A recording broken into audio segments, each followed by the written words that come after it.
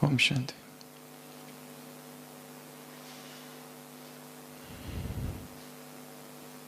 रामायण में रोचक कथा का वर्णन है। हनुमान जी अशोक वाटिका में पहुंचे हैं। एक वृक्ष में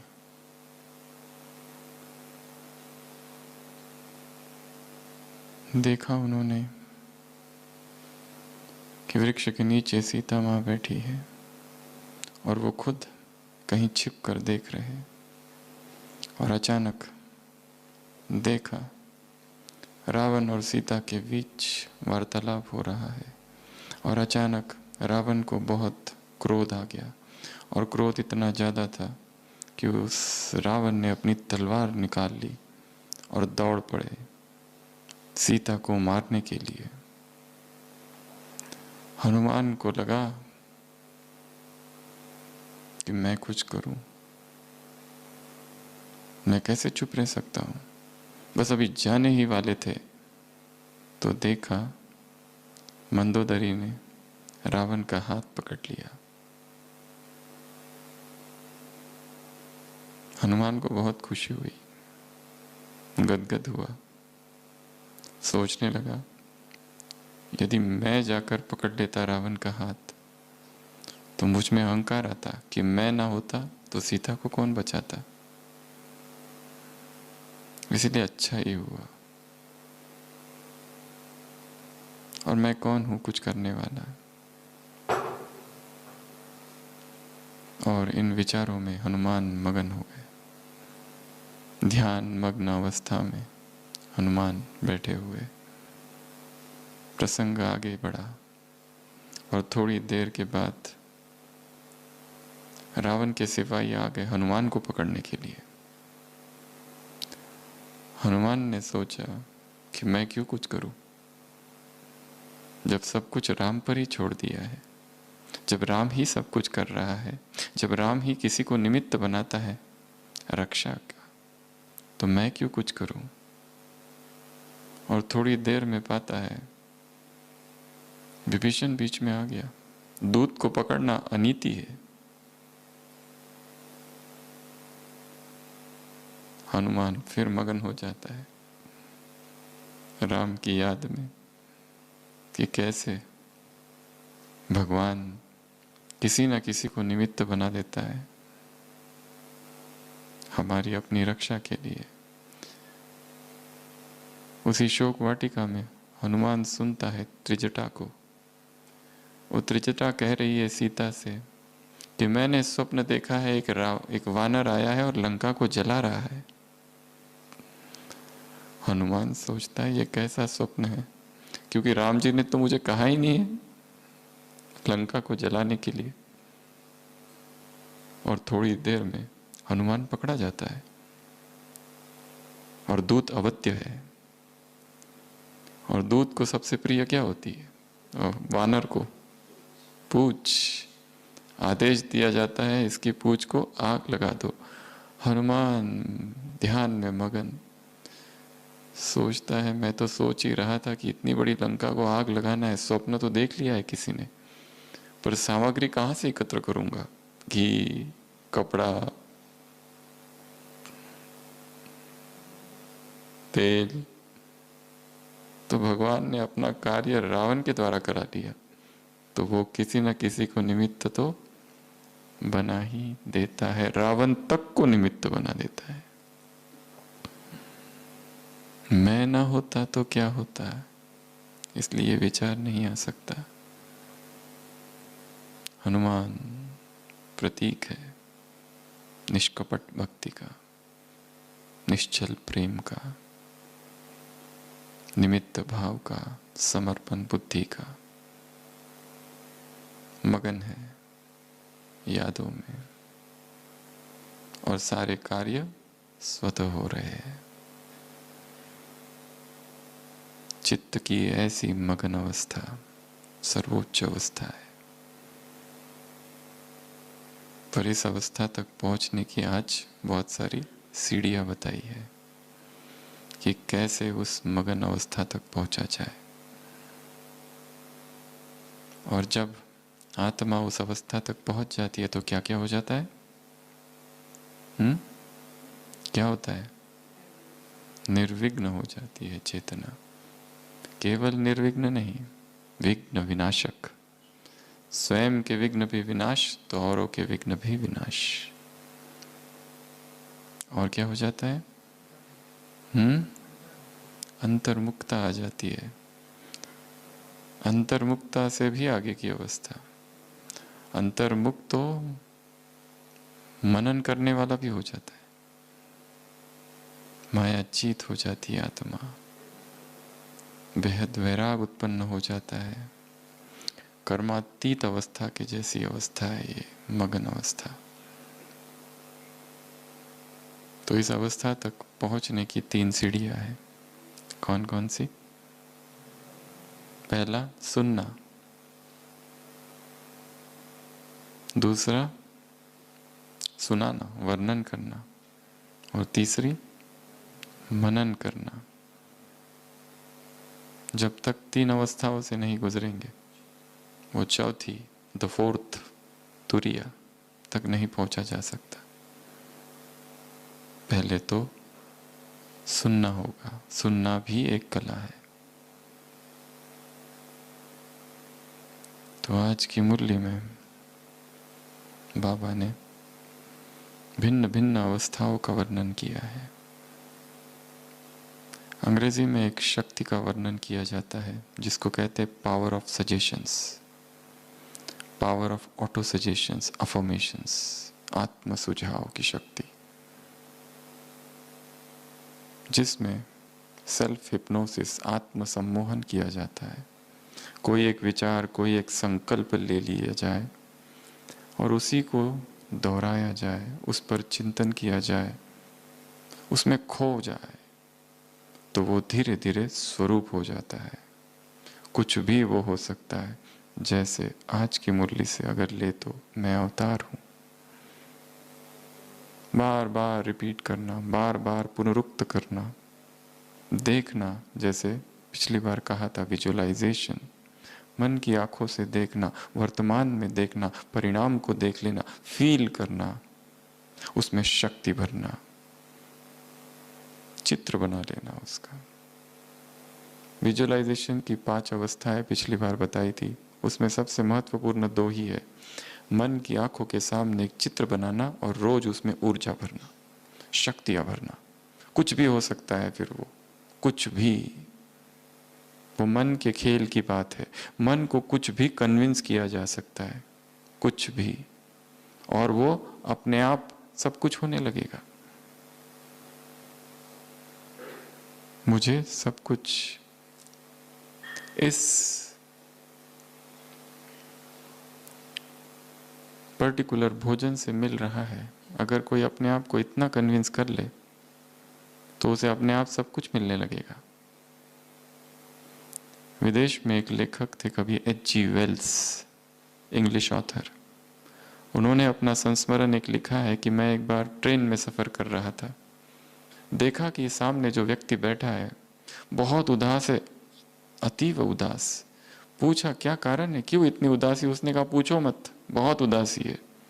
फिर भी बताओ तो, मैं कुछ मदद कर सकता हूँ। वो कहता है क्या कहूँ, मेरी पत्नी को एक ऐसा रोग ने पकड़ लिया है कि मैं बहुत परेशान हूँ।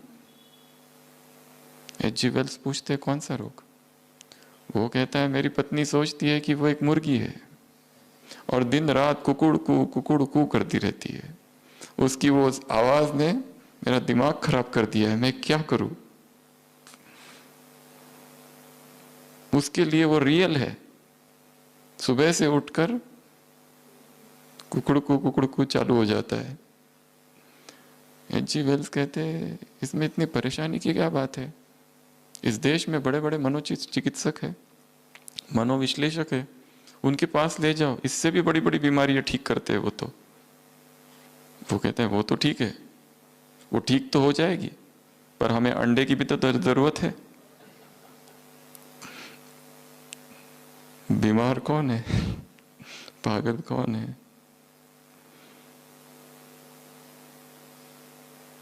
जिसको अपने आप को जैसा कन्विंस कर दिया, वैसी वैसी चीजें घटित होने लगती है।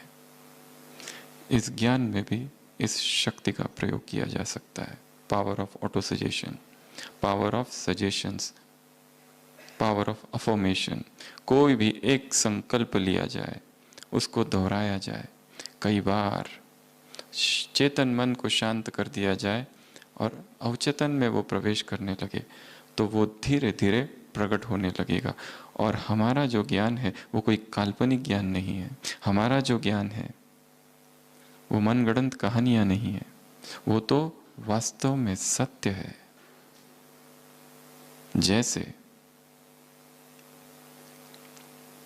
एक चोर है, एक पतली सी दीवार है और दीवार के उस पार सोना है, बहुत सारा सोना। परंतु इस चोर को वो पता नहीं है कि वहां वो है। कोई आकर उस चोर से कहता है कि सोचो, इमेजिन करो कि इस दीवार के उस पार सोना है, तो तुम क्या करोगे रात भर? वो कहता है रात भर मैं योजनाएं बनाऊंगा, मुझे नींद ही नहीं आएगी। फिर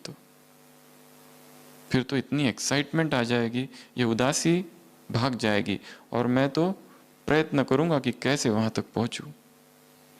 अब जिस व्यक्ति ने उसे बताया, उसे भी नहीं पता कि उधर सोना है। उस व्यक्ति के लिए भी कल्पना है, इसके लिए भी कल्पना है, परंतु कल्पना का प्रभाव कितना है कि रात भर वो जागता है, सो नहीं पाता है, यही सोचकर कि दीवार के उस पार सोना है। परंतु अगर ये कल्पना में ही हो रहा है, परंतु ये कल्पना नहीं, वास्तव में सोना है। उसी तरह जो भगवान कह रहा है, अगर कोई मान ले कि चलो ये कल्पना ही है, तो भी उसका प्रभाव होगा, परंतु ये कल्पना नहीं है, वास्तव में है, तो कितना प्रभाव होगा। मुरली की शुरुआत ही ले लो, तुम डबल ताजधारी हो। बस एक छोटा सा संकल्प और ध्यान मग्न अवस्था में बैठ जाए। डबल ताज है मुझे, एक प्यूरिटी का ताज।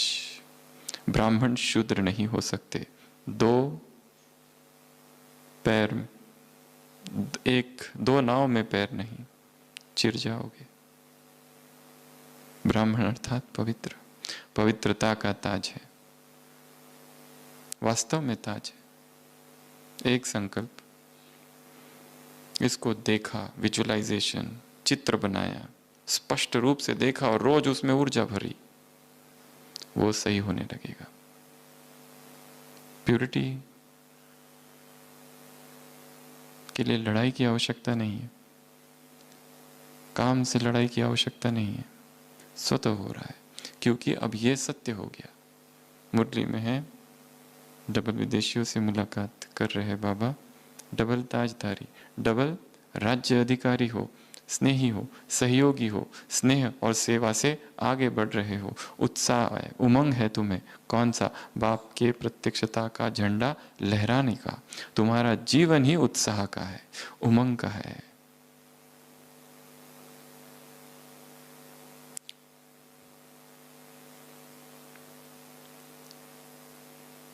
अगर इसको ऑटो सजेशन के रूप में लिया जाए, आत्म सुझाव के रूप में, कि मेरा जीवन उत्साह भरा जीवन है, उत्साह से भरा हुआ है, उत्सव है, तो क्या होगा? उत्सव की सारी साकार की जो बातें याद आती है वो सारी याद आएगी। खाना पीना, नाचना गाना, बजाना, झूमना, सब कुछ। ये जीवन ही उत्सव है, फेस्टिवल है, फेस्टिविटी है। उदासी कैसी, दुख कैसा। और जितने भक्ति मार्ग की कहानियां हैं सब तुम्हारा यादगार है। जो याद में है उनका यादगार बनेगा। किस उत्सव को याद किया बाबा ने? क्रिसमस। इसको भी विजुलाइज कर सकते हैं। क्रिसमस ट्री है, चमकता हुआ सितारा मैं हूं उसके ऊपर। सृष्टि का ये कल्प वृक्ष है, यही क्रिसमस ट्री है। लाइट माइट स्वरूप धरती का सितारा मैं हूं। उधर से कौन आ रहा है? Santa Claus, Christmas father. क्या लेके आ रहा है? गिफ्ट्स लेकर आ रहा है। कितने जन्मों के लिए? और क्या बनाने वाला है? किसमिस जैसा मीठा। किसमिस भी देख लो उसके हाथ में, वो उधर से आ रहा है, गिफ्ट्स लेकर आ रहा है। और सितारों को मानते, वो सितारा मैं ही हूं। मुरली के शब्दों को शब्द ना रखकर चित्र में परिवर्तित करते। मुरली शब्द ना रहे, क्योंकि हमारे अवचेतन मन को शब्द नहीं समझ में आते, भावनाएं समझ में आती है, इमोशन समझ में आता है, लॉजिक नहीं समझ में आता। गिफ्ट लेना है उससे, ये दिया उसने, एक एक समान जैसे गिफ्ट है। खुशी हो रही है, पिता को खुशी होती है बहुत। क्यों? आज बाप दादा को बहुत हर्षित है विदेशियों को देखकर। क्यों हर्षित है? कौन से तीर मारे हैं इन्होंने? क्यों खुशी हो रही है बाबा को? बहुत कोई चीज खो जाती है तो, और मिल जाए तो क्या होता है? बहुत खुशी होती है। क्यों? जरूरी नहीं कि चीज बहुत कीमती हो, कोई भी चीज। जैसे हमारा ही अभी कुछ दिनों पहले का अनुभव है, आज तक तो कभी घड़ी पहनी नहीं, अभी अभी पहननी चालू की है। कुछ दिनों पहले ये घड़ी गुम हो गई। जब रूम से निकले तब थी, पर यहाँ नहीं पहनी थी, जेब में डाल दी थी। जब मधुबन आए तब भी थी, और जब मधुबन से निकल गए और बाहर जाकर देखा घड़ी नहीं थी, खो गई। हमने सोचा छोड़ो, गई तो गई, क्या करना है, किसको बताए और क्या बताए। चीजें हैं, गुम तो हो जाती है।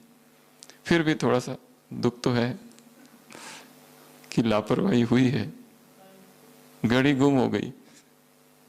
किसको बताए तो सोचेंगे देखो अभी तक मोह नहीं गया, और वैसे भूल भी गए उसको। वो तो खो गई, वही शाम को याद आया कि कुछ खाली खाली सा है, कुछ तो खो गया है। पहला दिन बीत गया, दूसरे दिन तो चिंतन ही छोड़ दिया, गई तो गई, अब जिसको मिलेगी उसका कल्याण। दूसरा दिन बीत गया, तीसरा दिन भी बीत गया, फिर तो ये सोचना भी बंद कर दिया कहाँ हुई। पर इतना जरूर था कि मधुबन में ही कहीं गई है, पर कहाँ कहाँ ढूंढे इतने बड़े मधुबन में। चौथे दिन बाबा के कमरे में बैठे थे, और जस्ट अचानक विचार आया कि बाबा वो घड़ी सोफा पर बैठे थे। चौथे दिन, 3 दिन बीत चुके, ये चौथा दिन है। और चौथे दिन अचानक सोफा के नीचे हाथ गया, घड़ी वहां पड़ी थी। हजारों लोग आए और चले गए, कितने लोग बैठे होंगे उस सोफा पे, पर उस घड़ी सोफा के नीचे पड़ी हुई थी। मिल गई।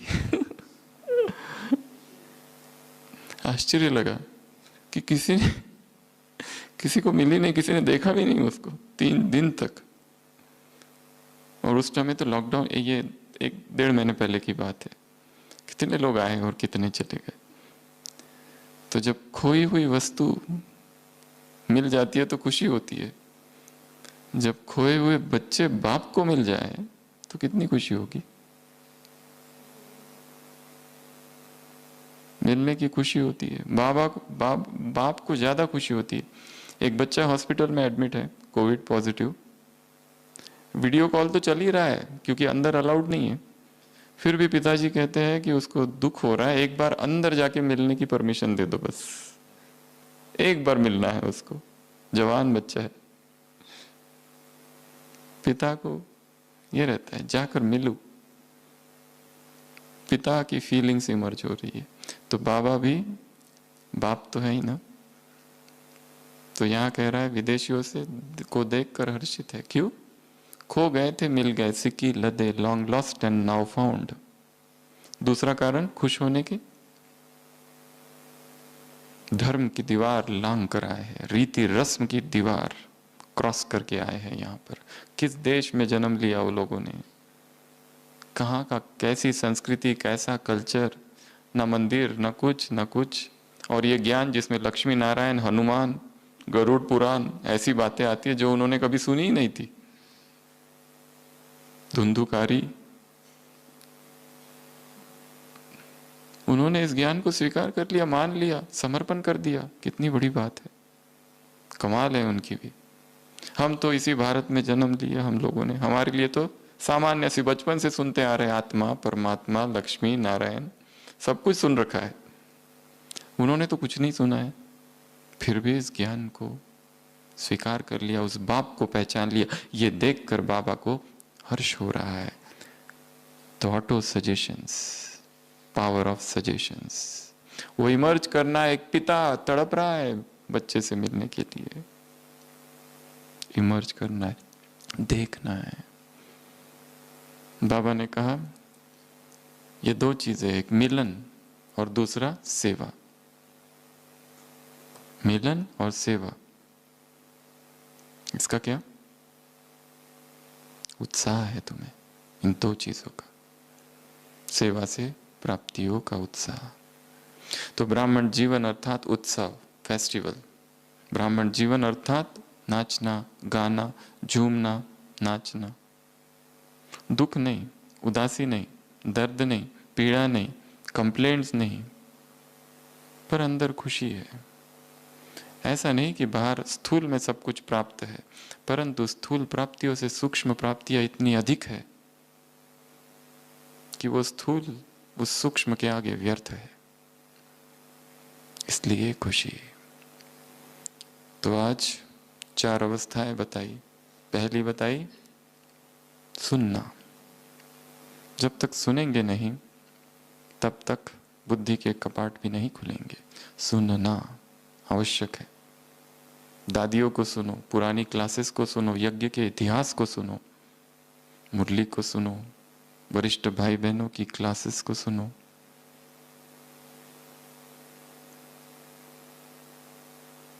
परंतु केवल सुनते ही नहीं रह जाना है,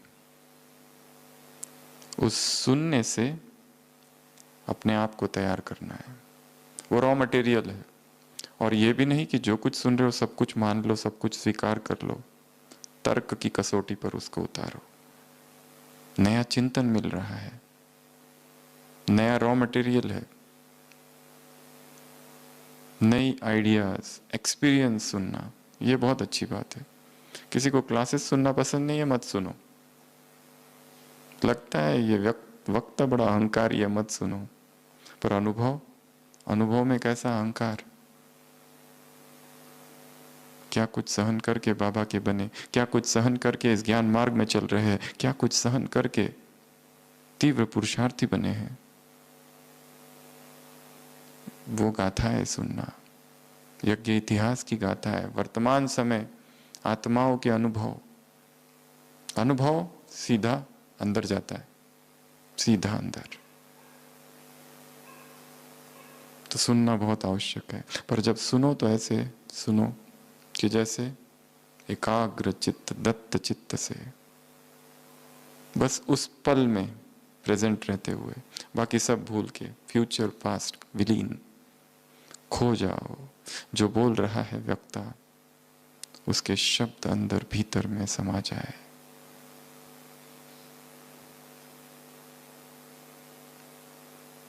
समाने दो, कुछ परिवर्तन होगा। तरंगों को अंदर समाने दो। तो पहली अवस्था है सुनना। सुनने के बाद सुनाना, वर्णन करना। वर्णन करना भी कोई छोटी अवस्था नहीं है, बड़ी अवस्था है। इच्छा है, उमंग है, ये परमात्मा ज्ञान है, सबको सुनाओ, बांटू। भगवान खुद बांट रहा है, मैं भी बांटू, मैं भी सहयोगी हो जाऊं।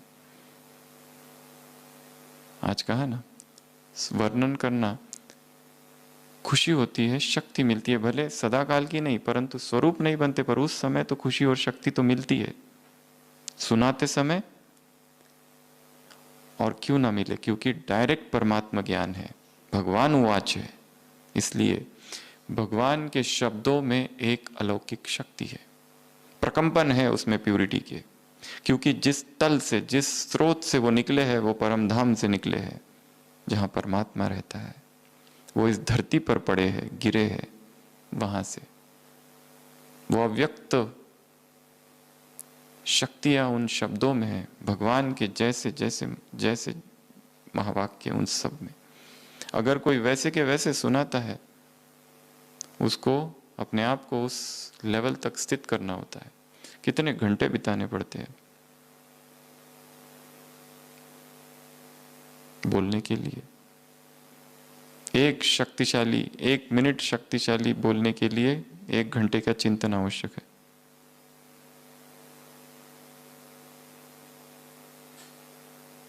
तो सबसे पहले सुना, फिर बोला, पर वो बोलना केवल वर्णन करने जैसा ना हो, अनुभव युक्त बोल हो, पावर हो शब्दों में, प्यूरिटी हो।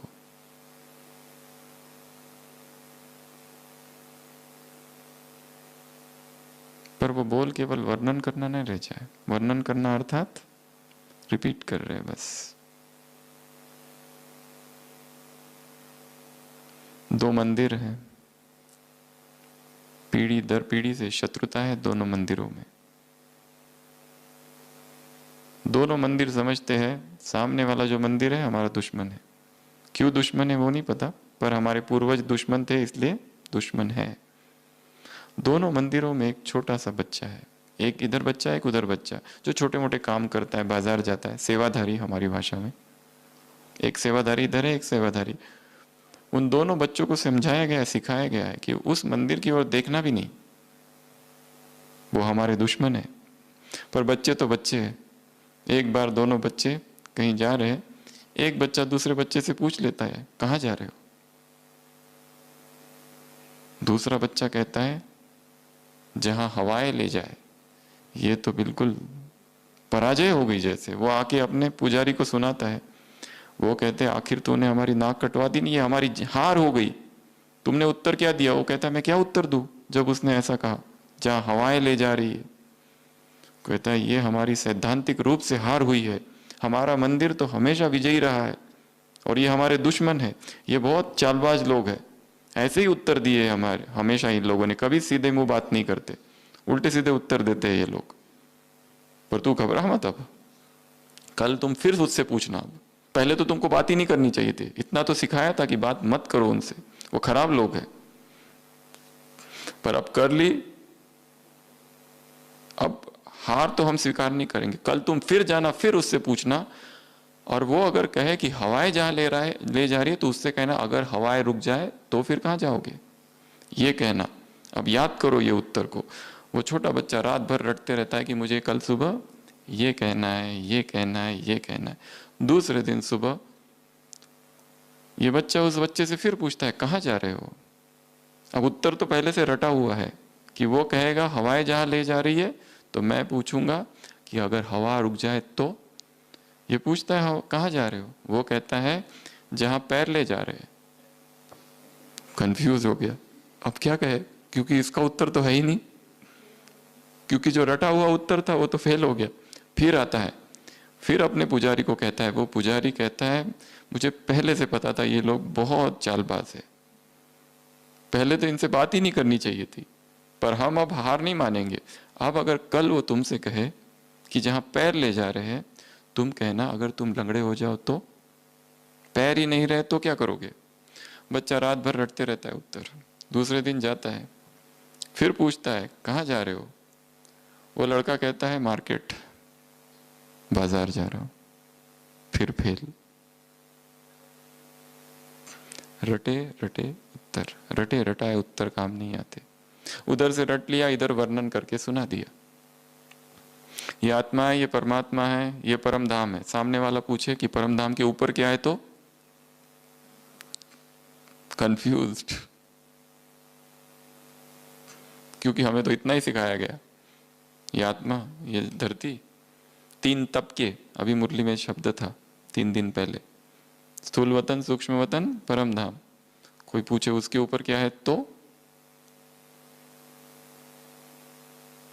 क्योंकि हमें तो इतना ही सिखाया गया। वर्णन नहीं करना है। वर्णन के आगे की कौन सी अवस्था है? चिंतन, मनन। मनन करना है। तो तीसरी अवस्था कौन सी है? चिंतन। कैसे करें चिंतन? बाबा ने कहा मनन शक्ति को बढ़ाओ। कैसे बढ़ाए? अच्छा, मनन करने वाली आत्मा के क्या क्या फायदे होते हैं ये आप सुनाओ, जो मुरलियों में आया है, मुरली में आया है। क्या बन जाती है ऐसी आत्मा? शक्तिशाली और अंतर्मुखी, परचिंतन से मुक्त, माया से मुक्त और विघ्न विनाशक। और चिंतन करने से क्या होता है? बुद्धि बिजी रहती है, टाइम बच जाता है, वेस्ट नहीं होता है, परचिंतन नहीं होता है, व्यर्थ का वर्णन नहीं होता है, माया जीत स्वतः बन जाती है, माया से मुक्ति हो जाती है। माया देखती है ये बिजी है, किनारा कर लेती है। एग्जाम्पल बन जाते हैं जो कमजोर आत्माएं उनके लिए। ज्ञान शक्तिशाली कम बनाता है, ज्ञान का चिंतन शक्तिशाली ज्यादा बनाता है।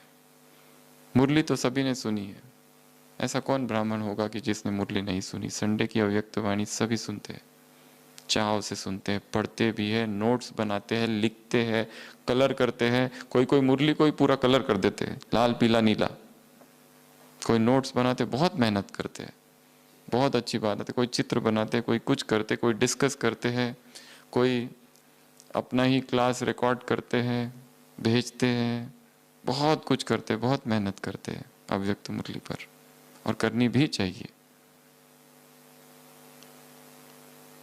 परंतु चिंतन को गहरा करना है, चिंतन की गहराई में जाना है, वो चिंतन अनुभव बन जाए, वो चिंतन करते करते चेतना मगन हो जाए। और चिंतन के लिए चाहिए मौन, चिंतन के लिए चाहिए एकाग्रता, चिंतन के लिए चाहिए अंतर्मुक्ता, एकांत।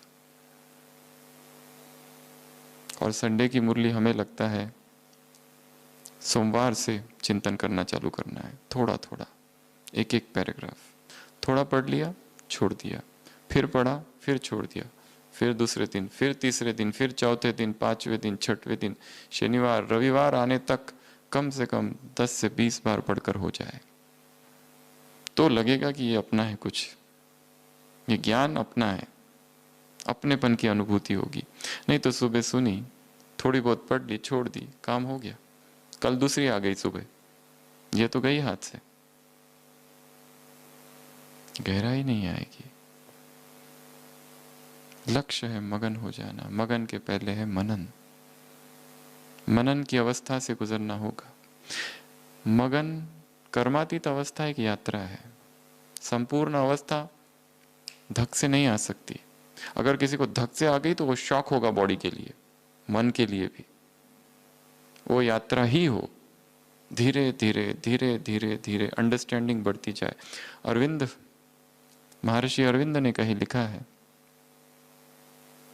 कि जैसे जैसे हम आगे बढ़ते जाते हैं, अब तक जिसको प्रकाश समझते थे, बाद में पता चलता है वो तो अंधकार था। अब तक जिसको जीवन समझते थे वो तो वास्तव में मृत्यु थी। जैसे जैसे हर दिन ये अनुभव बढ़ता जाए कि आज तक जिसमें ज्ञान समझता था वो ज्ञान था ही नहीं, वो तो अंधकार था, वो अज्ञान था। ज्ञान तो अब मिला है, ज्ञान तो अब समझ में आया। कितने समय से एक ही वाक्य सुनते आ रहे हैं, काम महाशत्रु है, आदि मध्य अंत दुख देता है, पर क्या वास्तव में समझा है इसे? तुम देवता थे, क्या वास्तव में समझा है इसे? शायद नहीं। शब्द वही रहेंगे, अर्थ बदल जाएंगे, तब समझना अब आगे बढ़ रहे, नए आयाम समझ में आए। मुरली वही, शब्द वही, सब कुछ वही, परंतु आज कुछ और ही समझ में आया, और उन शब्दों के नीचे कुछ और दिखाई पड़ गया। बुद्धि के जैसे कपाट ही खुल गए आज तो, क्योंकि आज जब उसको पढ़ा तो मगन अवस्था में पढ़ा, ध्यान की अवस्था में पढ़ा, गहराई से पढ़ा, कोई जल्दी नहीं थी। इसलिए कहा कि सोमवार, संडे की मुरली सोमवार से ही थोड़ा थोड़ा पढ़ना चालू करनी है, थोड़ा थोड़ा, सिप सिप, 1-2 लाइन पढ़ लिए, छोड़ दिए। विजुलाइज करना है 7 दिन तक उसको। मैं अवतार हूं, देखना है मैं अवतरित होकर आया हूं, मैं ट्रस्टी हूं, सरेंडर हूं, समर्पित हूं, मैंपन नहीं, ये शब्द है। स्वदेश स्वस्वरूप, ये अजनबियों का देश है, मेरा देश नहीं है। 7 दिन तक इस अभ्यास का ये अभ्यास करना है, मंडे से लेकर तो अगले सैटरडे तक, कि ये अजनबियों का देश है, मैं अवतार हूं, एलियन हूं, ऊपर से आया हूं, गेस्ट हूं, ये मेरा देश नहीं है, ये मेरा घर नहीं है, मैं मेहमान हूं। बस मेहमान की तरह 6 दिन रहकर देखो क्या होता है। जैसे किसी के घर गए हैं और 6 दिन हम रह रहे हैं, और पता है कि 6 दिन के बाद यहाँ से जाना है, टिकट बुकिंग हो चुकी है, बस 6 दिन का सवाल है, मंडे टू सैटरडे, कल से चालू करना कि ये मेरा घर नहीं है, ये मेरे लोग नहीं है, मैं यहाँ कुछ समय के लिए आया हूँ। कौन भाई, कौन बहन, कौन माँ, कौन बाप, कौन किसका। और वर्तमान तो ऐसा समय चालू है, मौत का तांडव नृत्य हो रहा है। गवर्नमेंट हॉस्पिटलों के बाहर एम्बुलेंस खड़ी है, 50-50, 60-60, ट्रायज हो रहा है, कौन ज्यादा सीरियस वो अंदर, बाकी सब बाहर ही। कुछ कुछ एम्बुलेंस में ही ओम शांति, डेथ हो रही है पर अभी तक डिक्लेयर नहीं करे, क्योंकि 10-10 डेथ अभी डिक्लेयर करना बाकी है, अंदर हो चुकी है हॉस्पिटल में, रिश्तेदार बाहर है सारे, 15 डीसी और बाकी है डेथ सर्टिफिकेट, उसके बाद में एक एक को डिक्लेयर करेंगे, तब तक रुके रहो, अंदर चालू है इलाज। मृत्यु का तांडव नृत्य, मौत का बाजार गर्म होगा, हो चुका है।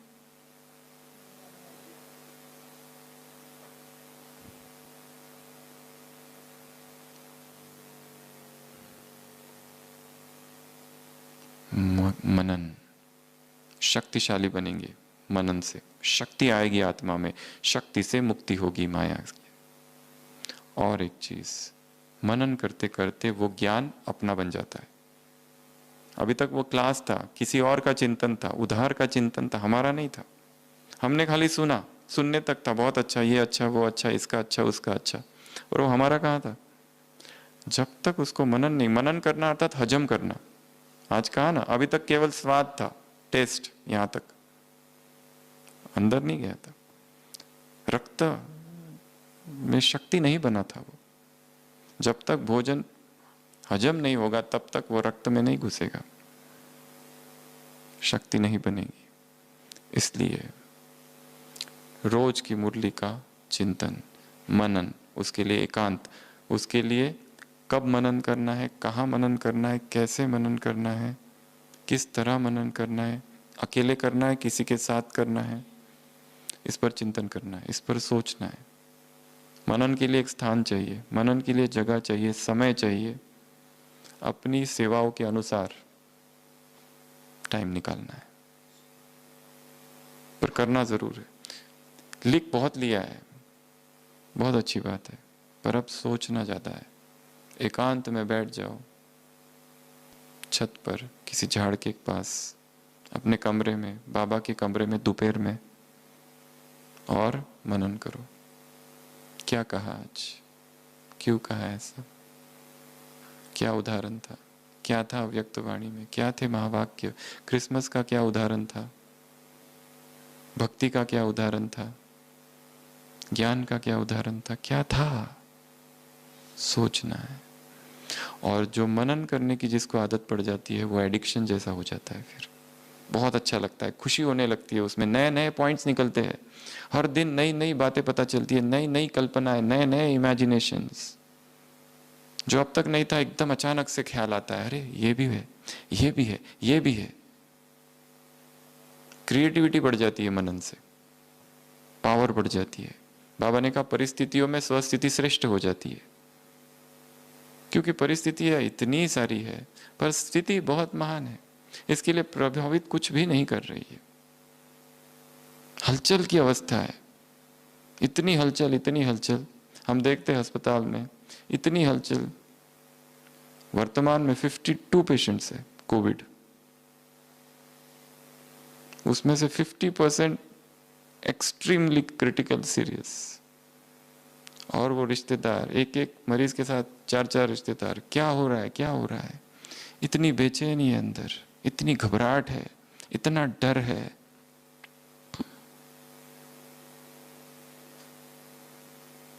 सारी परिस्थितियों के बीच हम अचल खड़े रहे, जैसे ऊर्जा का एक कवच है, बाहर की कोई हलचल अंदर नहीं है। ऐसी स्थिति हर एक को बनानी है कि संसार में हलचल तो बढ़ेगी, और ये तो कुछ भी नहीं है। तुम्हारे आपके विघ्न तो क्या है, चींटी भी नहीं है। दुखों के पहाड़ गिरने हैं, फिर सुखों के पहाड़ खड़े होने हैं। क्या ये दुख के पहाड़ है? नहीं, ये पहाड़ अभी नहीं है। ये कंकड़ पत्थर गिर रहे, थोड़े थोड़े, इधर गिरता है कोई, उधर गिरता है। अभी तो पहाड़ गिरने हैं, दुखों की आग लगनी है। कैसी पीड़ा होती है। कल तक जिससे बात कर रहे थे, कल तक जो अपना था, कल तक जिसके मैसेज आते थे, आज वो है नहीं। जवान जवान अपने, कोई नहीं था उसके सिवा, एक ही बेटा गया। बहुत पीड़ा होती है, हिल जाती है चेतना। कितनी नष्टोमुआ स्थिति चाहिए भीतर।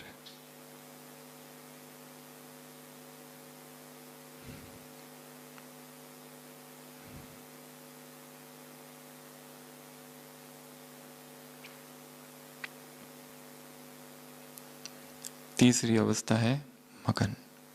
मगन अर्थात खो जाना। जैसे हनुमान जी खो गए, अब मैं कुछ क्यों करूं, अब मंदोदरी आ गई, विभीषण आ गया, अब आग लगानी है तो लगाओ पूछ को, मैं क्यों कुछ करूं। मगन है यादों में। मगन हो जाना प्रभु प्रेम में, परमात्मा यादों में। और सबसे अच्छी विधि है मगन होने की चिंतन। ज्ञान की कोई एक पॉइंट ले लो, 4-5 बार उसको पढ़ लो, फिर छोड़ दो उसको।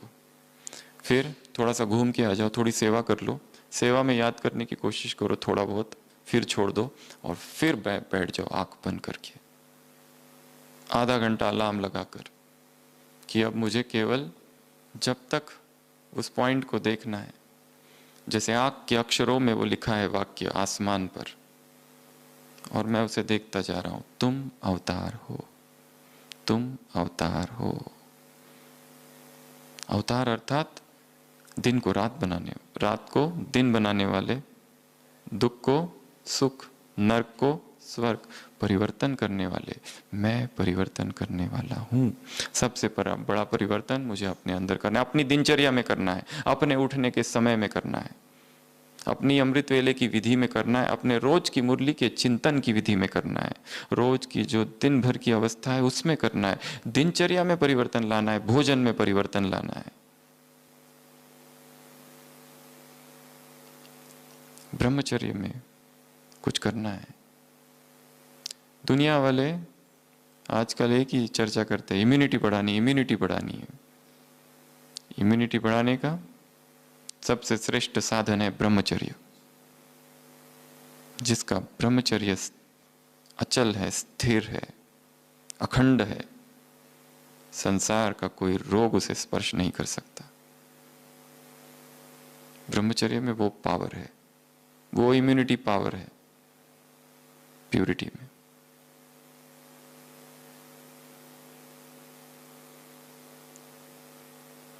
दवाइयाँ खाने में लगे, इससे इम्यूनिटी बढ़ेगी, उससे इम्यूनिटी बढ़ेगी, ये खाओ वो खाओ, ये खाओ वो खाओ।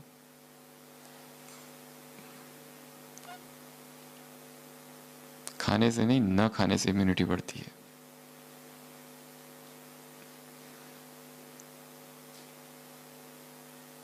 तो सुनाना, सुनना, वर्णन करना। वर्णन करने के लिए भी मनन चाहिए, नहीं तो वो तोता रटन हो जाएगा। एक व्यक्ति कवि राज दरबार में आता है और राजा की इतनी तारीफ करता है, इतनी तारीफ करता है, इतनी तारीफ, कविताएं लिखता है, आप वो हो, आप वो हो, आप तो धरती पर अवतार हो। राजा भी सुनकर आश्चर्यचकित होता है, मैं ये हूं? बहुत तारीफ करता है। राजा इतना खुश होता है, कहता है तुम्हें 10,000 स्वर्ण अशर्फिया दूंगा, कल आ जाना सुबह। वो तो कभी सोचा नहीं था उसने, मेरी कविता है। रात भर सोता नहीं, सुबह सुबह जल्दी जाकर पहुंचता है 6 बजे राजा के महल में। राजा कहता है कैसे आना हुआ? कहते कैसे, आप ही ने तो कहा था 10,000 स्वर्ण अशर्फिया। राजा कहता है अच्छा, तुमने मुझे खुश कर दिया था, मेरी तारीफ करके मैंने तुमको खुश कर दिया था, हिसाब पूरा हुआ। अब कौन सा बख्शीश? क्या था वो? केवल वर्णन था, केवल वर्णन, उसमें पावर नहीं है। तो सुनना, ध्यान से सुनना, एकाग्रता से सुनना। सुनना भी एक कला है, सुनना भी एक साधना है। जब सुनो, एक अभ्यास कर सकते हैं, जिस स्थिति में बैठो मुरली सुनने, लक्ष्य रखो कि ये एक साधना बता रहे हैं, हाथ ना हिले ना पैर हिले, लिखना है तो लिखो भले, पर बस एक ही अवस्था में बैठना, ये भी एक साधना है। इसको करके देखो क्या होता है। पैर जहां रख दिया, ऊपर रखे नीचे रखे, जहां पर भी रखा, हिलना नहीं बस। फिर देखो क्या होता है, कुछ तो नया होगा अंदर। तो पहला सुनना, दूसरा सुनाना, सुनाना भी कैसा हो? चिंतन सहित, मनन किया हुआ हो एकांत में। तीसरा है मनन करना, उसके लिए एकांत निकालना पड़ेगा। रोज कम से कम 1 घंटा एकांत का हो, जहां हमारे अतिरिक्त कोई भी ना हो इर्द गिर्द आसपास, केवल प्रकृति और प्रकृति की आवाजें बस, नो इलेक्ट्रॉनिक्स। ऐसी अवस्था में मनन करना, और ये करते करते क्या हो जाएगा? मगन अवस्था आ जाएगी। तो ये आज की मुरली थी। वारिस समर्पित, कितने शब्द है? निश्चय बुद्धि, पूरे के पूरे वाक्य याद करने की आवश्यकता नहीं, शब्दों को उठा लो बस। आंख बंद करके बैठ जाओ और सोचो क्या कह दिया ये उसने, क्यों कहा ये उसने, क्या अर्थ है इसका, क्या गुणार्थ है इसका, और खो जाओ। और चिंतन करते करते ही ऐसी अवस्था आ जाएगी अशरीरी, पता ही नहीं शरीर है कि नहीं है। जो अवस्था योग से आती है वो ज्ञान के चिंतन से भी आती है, सेम विदेही अवस्था, अशरीरी अवस्था। ये अनुभव की अवस्था है। और मास्टर ऑलमाइटी अथॉरिटी हो, बाबा ने कहा, क्योंकि हमने जो अनुभव में जान लिया, अब हमें किसी के प्रमाण की आवश्यकता नहीं। कोई कितना भी कहे कि ये गलत है, कोई प्रभाव नहीं। हमने अनुभव से जाना है, ये अपना अनुभव, ये मेरा निजी अनुभव है, कोई खंडित नहीं कर सकता इस अनुभव को। मैंने जाना है कि अशरीरी होने के बाद कितनी अतीन्द्रिय सुख की अनुभूति होती है। शरीर का जो आकर्षण है जैसे खत्म हो गया है, कुछ भी नहीं खींच रहा है। हाँ, सारे दिन भर शरीर का आकर्षण रहता है, पर उस अशरीरी अवस्था में मेरी अनुभूति ये रही कि ये सबसे श्रेष्ठ अवस्था है। ऐसे कैसे? सुनने से वर्णन तक, वर्णन से मनन तक, मनन से मगन तक आने वाले, यात्रा करने वाली आत्माओं को, ऐसे मास्टर ऑलमाइटी आत्माओं को, ऑथोरिटी आत्माओं को, ऐसे अवतार आत्माओं को, ऐसे यादगार भक्ति में जिनका याद से यादगार स्वरूप बनाने वाली आत्माओं को, ऐसे औरों के विघ्न विनाश करने वाली विघ्न विनाशक आत्माओं को, निर्विघ्न आत्माओं को, ऐसे मास्टर डबल ताजधारी आत्माओं को, डबल राज्य अधिकारी आत्माओं को, स्नेही आत्माओं को, सहयोगी आत्माओं को, स्नेह में और सेवा में आगे बढ़ने वाली आत्माओं को, ऐसे धरती के सितारों को, ऐसे खुशी की खुराक खाने वाली आत्माओं को, ऐसे नाचने वाली आत्माओं को, गाने वाली आत्माओं को, झूमने वाली आत्माओं को, हर दिन उत्साह, हर दिन उत्सव, ऐसी आत्माओं को, ऐसे एग्जाम्पल दूसरों के सामने बनने वाली आत्माओं को, ऐसे ज्ञान को हजम करने वाली। इस समय स्पिरिचुअल इंडाइजेशन बहुत हो रहा है, इतने चैनल्स और इतना ज्ञान है, ज्ञान की बाढ़ आई है, अपच हो रहा है ज्ञान का।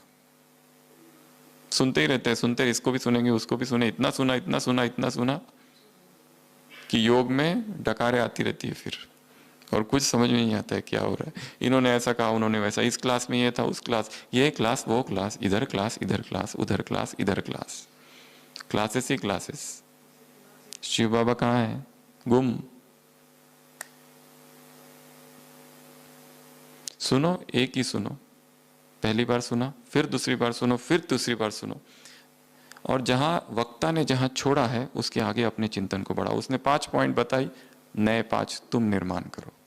ऐसे ऐसे कैसे? गिफ्ट लेने वाली, अविनाशी गिफ्ट लेने वाली आत्माओं को ऐसे, क्रिसमस ट्री, सृष्टि चक्र रूपी ट्री में सितारा आत्माओं को ऐसे, किशमिश जैसा मीठा बनने वाली आत्माओं को ऐसे, ढेर सारे सामान वाली आत्माओं को। बाप दादा का याद प्यार, गुड नाइट और नमस्ते। हम रूहानी बच्चों की, रूहानी बाप दादा को याद प्यार, गुड नाइट और नमस्ते। ओम शांति।